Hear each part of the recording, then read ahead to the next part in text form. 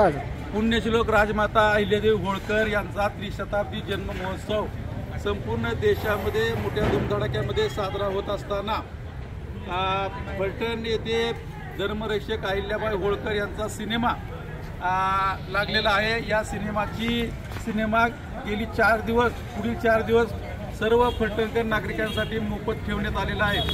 खरं तर महाराष्ट्र राज्य विधान परिषदेचे माजी सभापती श्रीमंत रामराजे नाईक निंबाळकर, त्याचबरोबर कृषी उत्पन्न बाजार समितीचे सभापती श्रीमंत रघुनाथराजे नाईक निंबाळकर, त्याचबरोबर सातारा जिल्हा परिषदेचे माजी अध्यक्ष श्रीमंत संजीवराजे नाईक निंबाळकर यांच्या माध्यमातून हा फलटणकरा नागरिकांसाठी सर्व धर्मी सर्व समाजासाठी हा सिनेमा मोफत ठेवलेला आहे।